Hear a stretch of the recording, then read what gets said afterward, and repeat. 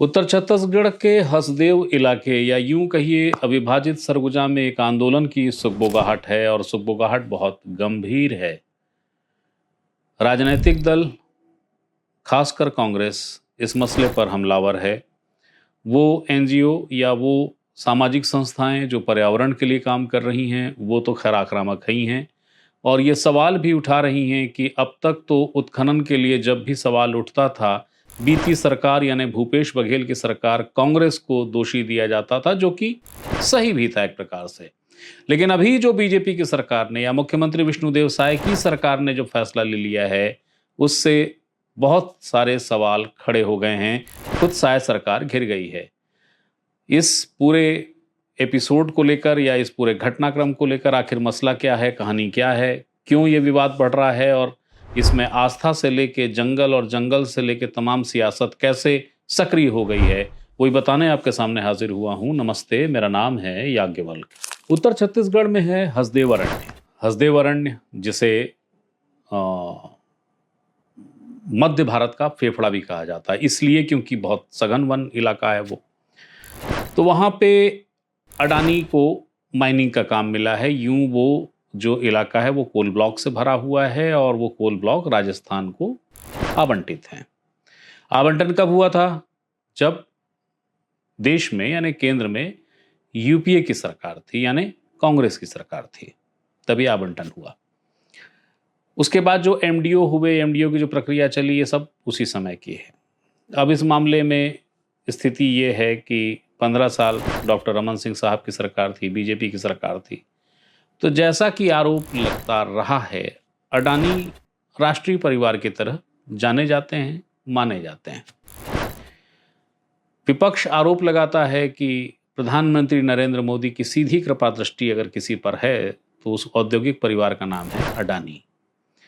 अडानी के जो जलवे जलाल हैं, अगर उसको आपको समझना है तो उसके लिए आपको वाकई हसदेव अरण्य जाना चाहिए। और हसदेव अरण्य में जिस तरीके से नियमों की अनदेखी करके बहुत कुछ हो रहा है, वो एक अलग कथा है, बहुत विस्तृत कथा है। उस पर कभी फिर बात होगी। अभी तो मैं आपको ये बताने आया हूँ कि आखिर उत्तर छत्तीसगढ़ सुलग क्यों रहा है, क्योंकि हसदेव अरण्य में जो कोल ब्लॉक्स थे वहाँ पे उत्खनन चल ही रहा है। अडानी की जो आप उसको कहें कि उनकी स्वच्छंदता है या जो स्वतंत्रता है वो निर्बाध है।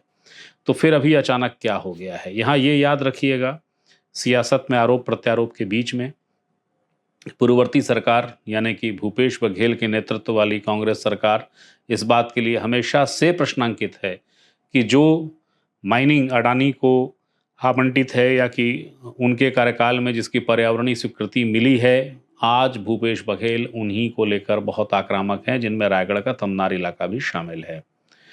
मगर ये मसला बिल्कुल उलट है जो मैं आपको बता रहा हूँ। दरअसल हुआ ये है कि हसदेव अरण्य में एक एक्सटेंशन परियोजना है। इस एक्सटेंशन परियोजना का नाम है केते एक्सटेंशन कोल ब्लॉक। तो इस कोल ब्लॉक में उत्खनन से असहमति जता दी भूपेश बघेल सरकार ने और बाकायदे इसके लिए पत्र लिखा गया। इसके दो कारण बताए गए। पहला कारण बताया गया कि जो हाथी रिजर्व जो अभ्यारण्य बनाया जा रहा है हाथियों के लिए स्पेसिफिक, वो जो इलाका उसका बफर जोन है ये, यानी केते एक्सटेंशन। दूसरा जो बहुत महत्वपूर्ण कारण था, वो महत्वपूर्ण कारण था कि सरगुजा, जिसे कि स्वर्ग गजा भी कहा जाता है पुराने नामों में, आप जब जाएंगे तो वहाँ पर उस हसदेव अरण्य में ही एक पहाड़ी है जिस पहाड़ी को कहा जाता है रामगढ़। रामगढ़ जैसा कि नाम से ही है, ऐसा माना जाता है कि भगवान राम वनवास काल में वहाँ आए थे और रामगढ़ में बाकायदे उन्होंने आश्रय लिया। वो बहुत लंबे समय तक रामगढ़ की उस कंदराओं में रहे। वहाँ पे जब आप गुफाओं को देखेंगे या जन मान्यताओं को देखेंगे तो वो राम की स्थली के रूप में ही वहाँ पे पूजन होता है। वहाँ पे गुफाएं हैं, उन गुफाओं के नाम भी सीता बेंगरा और इसी तरीके से जुड़े हुए हैं जो रामायण के किरदार हैं, रामचरितमानस के महत्वपूर्ण, उनसे जुड़े हुए नाम आपको मिलेंगे। वहाँ पे एक गुफा और है, बल्कि उसी गुफा को दो अलग अलग मत हैं रामगढ़ की उस पहाड़ी की उस गुफा को लेके। एक मत ये कहता है कि वो कभी जैन मुनियों का स्थल रहा है, यानी जब बहुत पुराने समय में जब जैन आश्रम हुआ करते थे, गुफाओं में रहा करते थे जैन संत, तो उनकी एक स्थल है वो। एक मत कहता है कि वो जो पूरा स्ट्रक्चर है गुफा का, वो नाट्य शास्त्र के जो रचयिता हैं भरत, उनके अनुसार वो बनाया गया है, गढ़ा गया है, और वो भारत की पहली नाट्यशाला है। ये भी इतिहास वेत्ता अध्येता इसको दर्ज करते हैं। इसके अलावा एक और चीज़ विशेष है उसमें, वो ये है कि कालिदास ने जो बहुत प्रख्यात एक उनकी रचना रही है, वैसे तो उनकी हर रचना बहुत प्रख्यात रही, अद्भुत, स्वयं सरस्वती पुत्र थे वो, उनके ऊपर कृपा बहुत थी माँ सरस्वती की। तो उनकी एक रचना है मेघदूत। मेघदूत की रचना उन्होंने जो रामगढ़ की पहाड़ी है वहीं पर उन्होंने आश्रय लिया था, और उस काल जो उनकी मेघदूत की रचना उसकी रचना की थी, वो पहाड़ी भी रामगढ़ ही है। रामगढ़ की पहाड़ी के ऊपर में, नीचे गुफाएं हैं, ऊपर आप जब जाएंगे बहुत खड़ी सीढ़ियां हैं, तो वहाँ रामचंद्र जी का मंदिर है, बहुत प्राचीन काल की मूर्तियां हैं, और वो जो पूरा स्थल है वो पुरातत्व विभाग के संरक्षण में है। यानी करीब, मतलब ये कहिए पूरी पहाड़ी, कोई एक गुफा नहीं, ऐसी कोई दूसरा वो नाट्यशास्त्र का वो मंचन स्थल नहीं, वो सीता बेंगरा गुफा नहीं, वो हाथी खोह नहीं, कुछ नहीं, पूरी की जो पूरी पहाड़ी है वो पुरातत्व विभाग के अधीन है। तो ये जो केते एक्सटेंशन की परियोजना है, इस परियोजना से रामगढ़ की पहाड़ी को खतरा होगा, यह अभिमत भी आया हुआ है। इसके पहले रामगढ़ की पहाड़ी को भी कारण बताया गया था कि रामगढ़ की पहाड़ी है जो आध्यात्मिक स्थल है, पुरातात्विक स्थल है, बहुत महत्वपूर्ण है, और वहाँ पर अगर ये उत्खनन होगा तो उससे उसको भी नुकसान होगा। बहुत नज़दीक पड़ जाता है वो, 9 किलोमीटर के आसपास का रेडियस है जिसमें वो पहाड़ी पहुँच जाती है। अगर आप उत्खनन करेंगे तो नुकसान होगा। इसलिए भी, यानी एक तो हाथी अभ्यारण्य का जिक्र किया गया कि बफर जोन है, बफर जोन में हाथी आ सकते हैं। यदि एक्सटेंशन हम देते हैं तो वो हाथियों के लिए जो लेमरू पार्क बनाया जा रहा, रिजर्व जो एरिया का है, वो डिस्टर्ब हो जाएगा।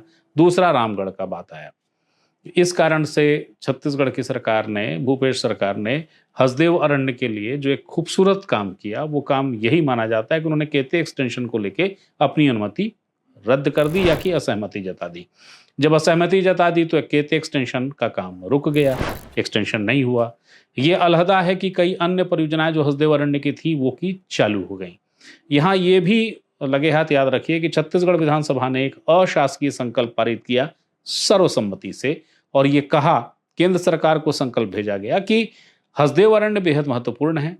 जो छत्तीसगढ़ का एक महत्वपूर्ण डैम है, बांगू डैम जिसको कहा जाता है, वो डैम जिन नदियों से, जिन नालों की वजह से बेहद बड़े इलाके को सिंचित करता है, वे नदी नालों का स्रोत हसदेव अरण्य है। यदि वहाँ पे पेड़ कटाई होगी तो बहुत कुछ चौपट हो जाएगा, वो डैम सूख जाएगा, और जब डैम सूखेगा तो किसान मरने के अलावा उनका उस विकल्प नहीं होगा। शासकीय अशासकीय संकल्प पारित हो गया सर्वसम्मति से। कब? कांग्रेस शासनकाल में। तब विपक्ष में बीजेपी थी। चूंकि सर्वसम्मति का विषय है तो जाहिर है बीजेपी ने भी सर्वसम्मति से इस प्रस्ताव में अपनी सहभागिता निभा दी। अब इसी मसले को लेकर विवाद खड़ा हुआ है, केते एक्सटेंशन को लेके। केते एक्सटेंशन को लेके हालिया दिनों छत्तीसगढ़ सरकार ने अपनी स्वीकृति दे दी है। हुआ यह है कि जिन जिन चीजों को आपत्ति बताई गई थी, अब सरकार बदली है तो वो आपत्तियों का स्वरूप बदल गया है। जिन चीजों को पास बताया गया था उनको अब दूर बता दिया गया है। जो 26/6/2025 को फॉरेस्ट विभाग की ओर से एक प्रमाण पत्र जारी किया गया, जिसमें यह बताया गया कि जो केते एक्सटेंशन परियोजना है उसको अनुमति दी जाती है, अपवर्तन जो व्यावर्तन प्रस्ताव है उसकी स्वीकृति कर दी जाए, इसकी अनुशंसा की गई। और ये अनुशंसा की डीएफओ अभिषेक जोगावत, उप वन मंडलाधिकारी विजेंद्र सिंह ठाकुर और वन परिक्षेत्र अधिकारी कमलेश राय, इन तीनों के हस्ताक्षर हैं इस पत्र में। इसके अलावा जो महत्वपूर्ण चीज़ है, जो बहुत गौरतलब है, जिसे जानना चाहिए, वो मैं आपको आगे बता दूंगा। बहरहाल इसको और बेहतर तरीके से समझने के लिए कि आखिरकार क्या हो रहा है, सरकार ने तब क्या, छत्तीसगढ़ की सरकार में जब कांग्रेस थी तब क्या हुआ, और अब जब बीजेपी की सरकार है अब क्या हो रहा है, इससे समझने के लिए हम बात करते हैं आलोक शुक्ला जी से। आलोक शुक्ला हसदेव बचाओ आंदोलन से जुड़े हुए हैं। इसके अलावा छत्तीसगढ़ बचाओ आंदोलन जो है वो उससे भी जुड़े हुए हैं, और उनसे हमने जानने की कोशिश की कि आखिरकार ये मसला क्या है। तो जो बातचीत हुई वो यहाँ है, देखिए उसको। आलोक जी, हसदेव को लेकर लगातार चर्चाएं रही हैं। आप लोग और कई और पर्यावरण से जुड़े हुए लोग विरोध करते रहे हैं और अभी बीते 48 घंटे में फिर एक विषय सामने आया है। क्या आप संक्षेप में बता सकेंगे सर, क्या मामला है? देखिए ये तीसरा कोल ब्लॉक है। राजस्थान के पास 3 कोल ब्लॉक हैं। 2 में माइनिंग चालू है, पलसाइज केस्तेवासन पलसा, और ये केटे एक्सटेंशन है। इसका कॉन्ट्रैक्ट भी अडानी के पास है, एमडीओ के कॉन्ट्रैक्ट है। इस खदान की अभी तक वन स्वीकृति नहीं हुई थी। इसकी प्रक्रिया पिछली सरकार में, जब कांग्रेस सरकार थी तब शुरू हुई थी, पर्यावरणीय स्वीकृति, वन स्वीकृति और भूमि अधिग्रहण का। लेकिन चूंकि लेमलू हाथी रिजर्व बन रहा था और ये हाथी रिजर्व के लगभग 3 किलोमीटर लगा हुआ ये कोल ब्लॉक है। 1742 हेक्टेयर का ये कोल ब्लॉक है, जिसमें लगभग 97% फॉरेस्ट और डेंस फॉरेस्ट एरिया है। और ये मान के चलें कि ये परसई से केतेवासन से और लामगढ़ पहाड़ की तरफ ये कोल ब्लॉक बढ़ेगा। तो उस समय कांग्रेस सरकार ने इसकी स्वीकृति प्रक्रियाओं को रोका था। जब जनसुनवाई हो रही थी तो जनसुनवाई को भी 3 बार कैंसिल किया। वन स्वीकृति की प्रक्रिया को ये कहते हुए रोका कि चूंकि लेमलुहाटी रिजर्व से लगा हुआ इलाका है, उसका कॉरिडोर है, इसीलिए इसको अभी नहीं दिया जा सकता। और जो मिनिस्ट्री ऑफ कोल ने जो इसका लैंड एक्विजिशन कोल बैलेंस एक्ट से शुरू किया था, क्योंकि इसमें जमीन बहुत कमी है, 50-55 हेक्टेयर ही थी, बट उस पे भी इन्होंने आपत्ति लगा दी थी। लेकिन उस समय ये सारी प्रक्रिया रुकी रही। जैसे ही सरकार बदली और छत्तीसगढ़ में बीजेपी की सरकार आई, बीजेपी ने इस केटे एक्सटेंशन कोल ब्लॉक की प्रक्रिया को शुरू किया, जनसुनवाई करवाई पहले और उसकी पर्यावरणीय स्वीकृति हो गई है। अभी ये जो वन स्वीकृति का प्रस्ताव, जिसको वन विभाग ने पहले रोका था, उसी की वन स्वीकृति के प्रस्ताव को अभी डीएफओ के, क्योंकि राज्य सरकार नोडल एजेंसी है और राज्य का ही अनुशंसा से एमओएफ के लिए लेंस देता है, तो राज्य सरकार ने एक तरीके से इसकी रिकमेंडेशन कर दी। अब इसके बाद एफसी जो है वो एमओएफ जारी कर देगा। सवाल है कि 2022 में जो प्रस्ताव हुआ था छत्तीसगढ़ विधानसभा में कि साले कोल ब्लॉक कैंसिल किए जाए, जिसमें बीजेपी खुद शामिल थी। अभी तक आप बीजेपी कह रही थी कि जो पेड़ कटाई हुई पुराने सरकार के आदेश से हुई, ये तो पुराने सरकार ने रोका है, तो उसको आप बदल के आप इसको स्वीकृति दे रहे हैं। तो ये क्या है? बहुत स्पष्ट है कि आप अडानी को मदद कर रहे हैं। अगर विरोध ठीक है लगातार रहा है, लेकिन ये जो अभी एक्सटेंशन को लेकर बीजेपी गवर्नमेंट ने निर्णय ले लिया है, अब विरोध की क्या स्थिति बचती है आप लोगों के पास? देखिए, निश्चित तौर पे विरोध होगा और व्यापक विरोध होगा। हमने कल ही प्रेस नोट भी जारी किया है हसदेव वन बचाओ संघर्ष समिति और छत्तीसगढ़ बचाओ आंदोलन की ओर से, कि इसको लेकर न सिर्फ हसदेव बल्कि एक प्रदेश व्यापी व्यापक आंदोलन होगा। अभी 13 तारीख को ही संयुक्त किसान मोर्चा जो पूरे देश के अंदर कॉर्पोरेट भगाओ देश बचाओ अभियान जो है, अंग्रेजों भारत छोड़ो की बस घाट पे मनाता है, तो छत्तीसगढ़ में संयुक्त किसान मोर्चा ने तय किया है कि 13 तारीख को अडानी भगाओ छत्तीसगढ़ बचाओ के रूप में मनाया जाएगा। और अलग अलग जिलों में जो किसान आंदोलन है वो न सिर्फ पुतला दहन करेंगे, विरोध प्रदर्शन करेंगे, और ये जो स्वीकृति जारी की है इस स्वीकृति को निरस्त करने की मांग करेंगे।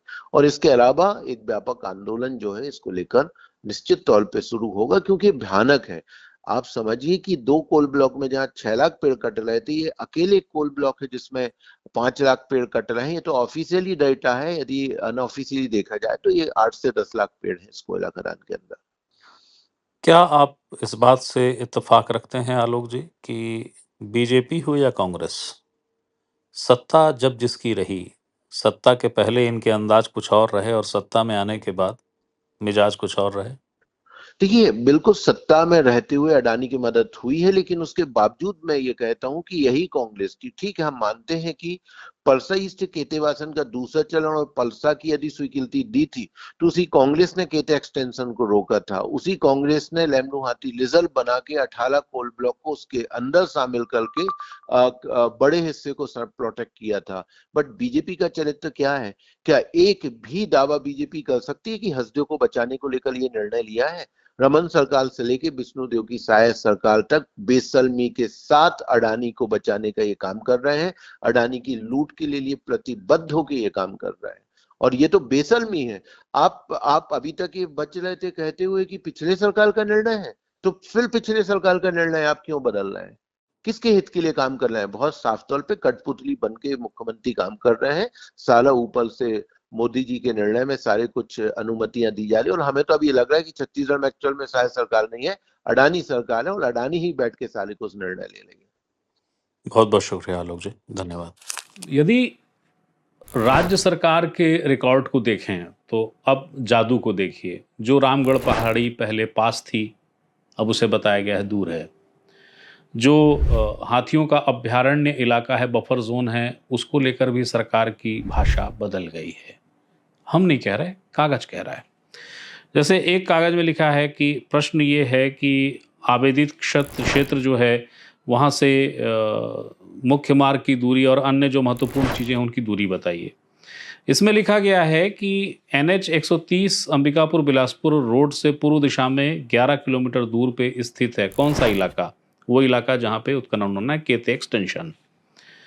और सर्वे टोपोशीट वगैरह ही बताई गई है। इसी रिपोर्ट में बताया गया है कि यहाँ पे 4,48,874 पेड़ हैं, जिसे आलोक बता रहे थे कि ये एक आंकड़ा है, मगर आप ये तो बड़े झाड़ बड़े पेड़ हैं। छोटे झाड़ और छोटे पेड़ों को आप मिला लेंगे तो आंकड़ा बहुत ज़्यादा जाता है, 8 लाख के आसपास पहुंच जाता है। दूसरा महत्वपूर्ण विषय ये है कि इस ये जो इलाका है, इस इलाके में 95% इलाका पेड़ का है, फॉरेस्ट का है। आबादी क्षेत्र बेहद कम है। इस मसले में ये भी जान लीजिए कि अब तक जो सियासत होते आई है, जिसे लेकर TS सिंहदेव भी आलोचना के केंद्र में रहे हैं। दरअसल मसला ये है कि उदयपुर का जो इलाका है, जहाँ पे हसदेव अरण्य है, वहाँ ये जो हसदेव अरण्य का जो इलाका है, जो उदयपुर क्षेत्र में है, ये अंबिकापुर विधानसभा का इलाका है। सिंहदेव पर हमेशा से आरोप ये लगता रहा है कि वे कभी भी एक रुख नहीं अपनाते रहे इन इलाकों को लेकर, कि कटाई हो, उद्योग लगे ना लगे, कटाई ना हो। उनकी राय हमेशा से इस बात पर निर्भर रही कि वहाँ के लोग क्या चाहते हैं। सिंहदेव का तर्क हमेशा ये रहा कि पर्यावरण अपनी जगह ठीक है, लेकिन मुझे लोगों के साथ रहना है। लोगों का मत बटा रहता है, तो जिधर बहुमत उधर मैं उनके खिलाफ नहीं जा सकता।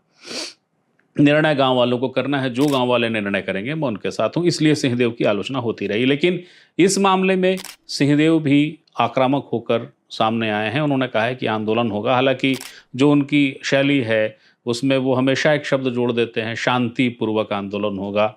अभी आप जो इस बात के बाद जो आप वीडियो देखेंगे, जो उन्होंने विदेश दौरे के दौरान जारी किया, वो वीडियो में आप यही शब्द सुनेंगे। एक समय ऐसा भी आया था जब पेड़ कटाई को लेके थोड़े उग्र हो गए थे सिंहदेव, और उन्होंने ये कहा था कि अगर ज़बरदस्ती करने की कोशिश की सरकार ने तो पहली गोली मैं खाऊंगा। तब प्रदेश में भूपेश बघेल की ही सरकार थी और सिंहदेव ने ये बयान दे दिया था। काफ़ी चर्चित तो बयान था। लेकिन फिलहाल पहले वो देखिए जो सिंहदेव ने ये जो केते एक्सटेंशन परियोजना को लेकर एक सम्मति दे दी गई है, उसको लेकर सिंहदेव ने जो वीडियो में बयान जारी किया है वो क्या है, वो यहाँ है, देखिए। आज बहुत चिंता वाली सूचना विदेश यात्रा के दरमियान मुझे मिली कि रामगढ़ की पहाड़ी को जिस केते बासन एक्सटेंशन कोयला खदान प्रोजेक्ट से पूर्ण रूप से नुकसान होने की संभावना है। पुराने भी ये देखा गया कि जब ब्लास्टिंग हो रही थी तो ग्रामीण लोगों ने बताया था कि चट्टानें गिरी हैं, दरारें आई हैं, और आज बरोगिया से गूगल से कोई भी नाप सकते हैं, कोई भी देख सकते हैं कि 7.5 किलोमीटर से ज्यादा की दूरी नहीं है रामगढ़ के खदान को, रामगढ़ पहाड़ को खदान से, और उसे 11 किलोमीटर बता के 10 किलोमीटर की परिधि से बाहर करने की एक कुचक्र को प्रारंभ करने की बात सुनने में आई है। ये पूरी तरह से आपत्तिजनक है। जहां गांव वालों को आपत्ति ना हो, वहां देश में कोयला की संपदा का अगर इस्तेमाल होता है तो एक अलग बात है, लेकिन गांव वालों की सहमति के बिना और पुरातन काल के पुरातात्विक महत्व के सीता बेंगरा को नुकसान पहुंचाने की तरफ कदम बढ़ाना, ये बहुत ही नासमझी और संवेदनशीलता का विषय है, और चुनिंदा उद्योगपतियों को लाभ पहुंचाने की मंशा के अतिरिक्त इसमें और कोई बात नहीं दिखती। पर्याप्त खदानें हैं, पर्याप्त कोयला उन खदानों से उपलब्ध है राजस्थान के विद्युत उपक्रमों के लिए, देश के अन्य उपक्रमों के लिए, ऐसे संवेदनशील क्षेत्र में जहां 5000 साल से भी अधिक पुराने चित्र गुफाओं में बने हुए हैं, यानी ये 10,000 साल पुराने भी माना जा सकता है, कम से कम 10,000 साल पुराने भी इन चित्रों को माना जा सकता है, उनको खतरा होगा। रामगढ़ की पहाड़ी पे राम जी, सीता जी, लक्ष्मण जी की प्रतिमा स्थापित है, मंदिर बना हुआ है।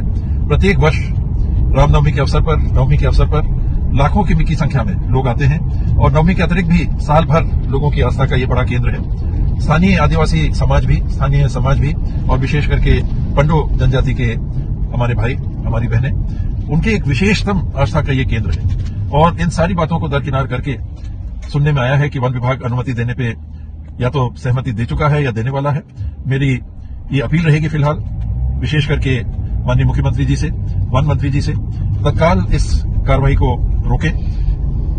अगर आपको मेरी बात पे विश्वास ना हो, गूगल देख के आप खुद पता कर सकते हैं। उसके बाद भी आपको लगता है कि और सर्वे की आवश्यकता है तो ASI के माध्यम से सर्वे करा लें और आप देख लें कि कितनी दूरी पे है वो खदान। रामगढ़ की इन पुरातात्विक महत्व के स्थानों से, सीता बहंगरा से, नाट्यशाला से। मैं इतना ही कहूंगा कि जल्दबाजी में चुनिंदा लोगों को लाभ पहुंचाने की नीयत से ऐसे कदम उठाने से चेतना चाहिए। ये इसको तत्काल मुख्यमंत्री जी, वन मंत्री जी से मेरी अपील है कि इसको रोकना चाहिए और अगर सरकार नहीं ही सुनेगी तो शांतिप्रिय तरीके से नागरिकों के साथ जिस हद तक पहल की जा सकेगी, हम लोग अडिग हैं, हम लोग उसके लिए पहल करेंगे। अडानी की परियोजनाएं इस बात को लेकर भी प्रश्नांकित रही हैं कि अभी जो हसदेव अरण्य में उसके पास खनन का काम है, अभी वही खनन वो करे तो 15 साल का समय गुजर जाएगा, इतना कोयला है वहाँ। तो आखिर एक्सटेंशन या अन्य खदानें क्यों दी जा रही हैं? आरोप लगते रहे हैं कि जितना कोयला निकाला जाता है उतना कोयला वहाँ नहीं पहुँचता जहाँ के लिए निकाला जाता है, मगर ये सिर्फ आरोप हैं। इन आरोपों को लेकर अभी तक कोई ठोस बात जो कागजों में आ जाए प्रमाणित नहीं हुई है या कि किसी ने इस संबंध में कोशिश नहीं की है। मगर हाँ, आरोपों की तर्ज पे गाहे बगाहे, दबे सुर में सही, मगर ये बात आती रही है। अब चूंकि इस मसले को लेके अब इसमें धर्म जुड़ा है, रामगढ़ की पहाड़ी, इसमें पुरातत्व जुड़ गया है, रामगढ़ की पहाड़ी, इसमें तमाम तरह की और बहुत सारी चीज़ें जुड़ गई है और कांग्रेस के पास फिलहाल एक ज़बरदस्त मौका हाथ आ गया है। क्या हाथ आ गया, किस रूप में हाथ आ गया? अब तक जैसा मैंने बताया कि भूपेश बघेल प्रश्नांकित होते रहे हैं। भूपेश बघेल हमेशा से कहते रहे, बल्कि जब उन पे बहुत गंभीर आरोप लगे कि आप कैसे हसदेव को लेकर सम्मति पे सहमति दिए जा रहे हैं, आप कोई रोक नहीं लगा रहे हैं, तो कांकेर में ये बोल गए थे, बल्कि एयरपोर्ट रायपुर में ही उन्होंने ये कह दिया था दोनों जगहों पे कि बिजली बेहद ज़रूरी है, ऊर्जा की आवश्यकता है, जिन्हें नहीं चाहिए बिजली वे अपने घर की लाइट बंद कर लें, बिजली कटवा लें। इस कदर दृढ़ी भूपेश बघेल दिख रहे थे उस समय। कौन भूपेश? वही भूपेश जो बाद में जब सरकार बाहर हो गई, कांग्रेस बाहर हो गई सरकार से, तो फिर भूपेश बघेल बहुत आक्रामक तेवर के साथ रायगढ़ के तमनार में नजर आए और उन्होंने बहुत लानत मलामत की अडानी की कि ये पेड़ कटाई हो रही है, बहुत ज़बरदस्ती हो रहा है। हालांकि कागज इस बात की गवाही देते हैं कि उसकी अनुमति भूपेश बघेल जी ने ही दी थी, उनके कार्यकाल में दी गई थी। मगर मसला हसदेव का है, इसलिए वापस हसदेव पे आ जाते हैं। अब हसदेव का मुद्दा तूल पकड़ रहा है। क्यों? क्योंकि मैंने बताया धर्म बहुत अहम मुद्दा है ना। राम तो इस धरती के पूर्वज रहे हैं, जहाँ पर राम आए हों, भला उस पर आस्था क्यों न होगी। और ज़बरदस्त आस्था है लोगों की, लोग वहाँ पे मानते हैं, महत्व देते हैं। उसके अलावा अन्य जो मैंने कारण बताया आपको, रामगढ़ की पहाड़ी का जैन मुनियों के स्थल के रूप में जाना जाता है, वो भारत के सबसे प्राचीन नाट्यशाला के रूप में जाना जाता है। उसके अलावा देवदासी सुतनुका का एक किस्सा आता है उस पहाड़ी पे, जो मेघदूत का विषय है, ये उससे भी जुड़ता है। बहुत सारी चीज़ें, बहुत सारे आयाम रामगढ़ की उस पहाड़ी से जुड़े हैं। वो सिर्फ एक धर्म का विषय नहीं है, वो आस्था के साथ साथ पुरातात्विक ज्ञान और बहुत सारे अन्य रहस्यों को अपने अंदर समेटे हुए वो पहाड़ी है। चिंता हमेशा से यही रही कि जब उत्खनन होगा तो पहाड़ी दरकेगी। अभी तक जो केते एक्सटेंशन के पहले, एक्सटेंशन है केते, इसके पहले जो खनन हो रहा है उससे ये शिकायतें आई हैं कि पहाड़ी दरक रही है, नुकसान पहुंच रहा है। अब जो नया प्रपोज्ड है जिसके आधार पर अनुमति दी जा रही है, उसमें जो हाथी अभ्यारण्य है उसको दूर बता दिया गया है, रामगढ़ की पहाड़ी है उसको भी थोड़ा दूर बता दिया गया है। इसको लेकर जानकार ये कहते हैं कि देखिए, जो पहाड़ी का जो गुफा है, जहाँ पे जो आस्था स्थल है, उससे दूरी बताई जा रही है। जहां से पहाड़ी शुरू हुई है उससे दूरी नहीं बताई जा रही है। यानी कि कागज ये कहना चाह रहे हैं सरकार के इन दिनों कि देखिए पहाड़ी तो भले शुरू होती हो मगर गुफा दूर है। ये सवाल लाजिम है उठना कि जब उत्खनन होगा, विस्फोट होगा तो दरकेगी पहाड़ी। जब पहाड़ी दरकेगी तो गुफा कैसे बचेगी?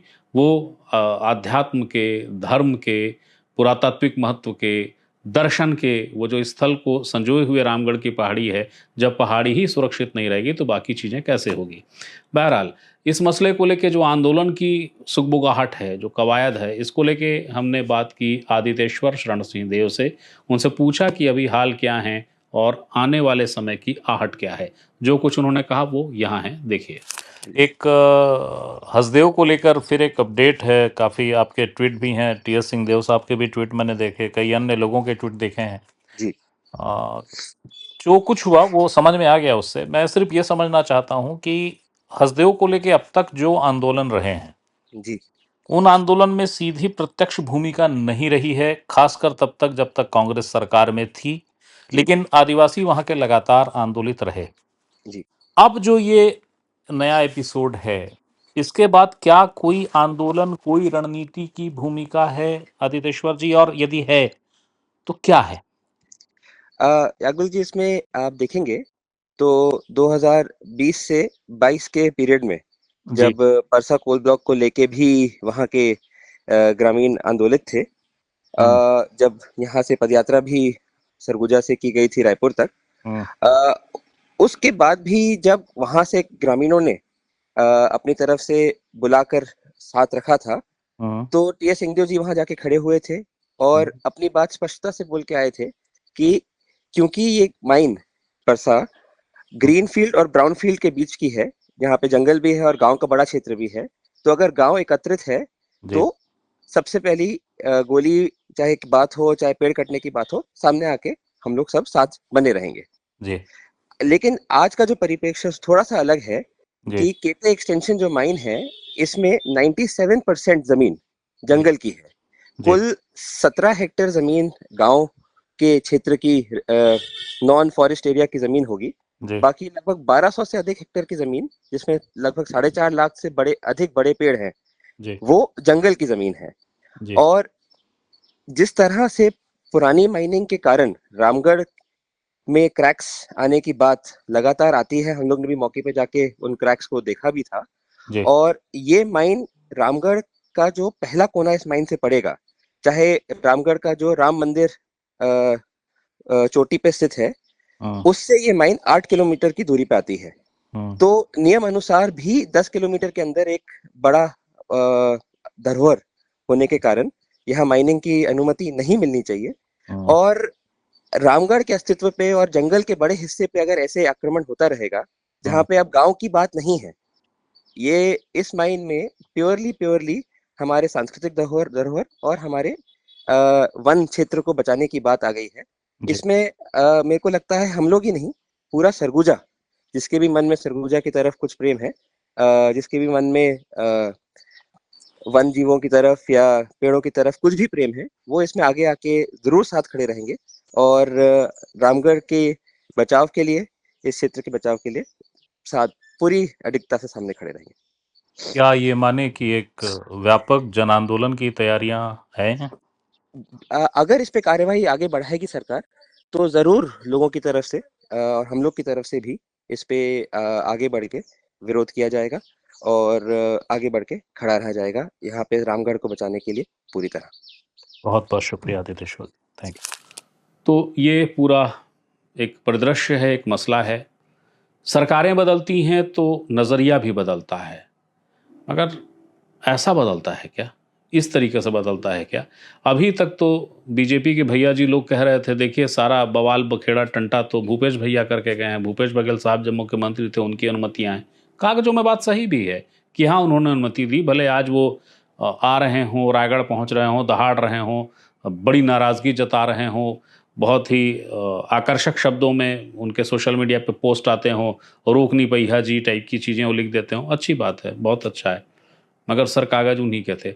मगर यही बीजेपी आज क्या कर रही है बीजेपी? आज ये कर रही है कि जिस चीज को भूपेश बघेल सरकार ने रोका था, अब उसका परमिशन दे रही है। उससे नुकसान किसका है? राम के एक वनवास काल में जो एक घर था उसका नुकसान हो रहा है, उससे पुरातात्विक महत्व की एक पूरी पहाड़ी का नुकसान हो रहा है, और राम का नुकसान हो रहा है बीजेपी शासनकाल में। कमाल नहीं है क्या? गजब नहीं है क्या? ऐसा कैसे हो जा रहा है? ये तो भाजपा का शासनकाल है ना, और भाजपा के लोग तो राम जी हों या राम जी का नारा हो या राम जी का स्थल हो, उस पर तो उनका संघर्ष रहा है, भले विवादित रहा हो पर संघर्ष रहा है, उस पर कॉपीराइट की तरह अपना बात करते हैं वो। तो भैया रामगढ़ की पहाड़ी भी तो राम जी से जुड़ी हुई है, तब उसका ध्यान क्यों नहीं रख रहे हैं आप? उसके संरक्षण का ध्यान क्यों नहीं रख रहे हैं? तो ये एक महत्वपूर्ण अपडेट आपको देना था, एक महत्वपूर्ण जानकारी आपको देनी थी, क्योंकि हर सूचना और हर जानकारी पे अधिकार सिर्फ आपका है, मैं सिर्फ माध्यम हूँ। फिर कोई सूचना होगी, फिर कोई जानकारी होगी, वो देने आपके सामने फिर हाजिर होऊंगा। तब तक के लिए प्रणाम।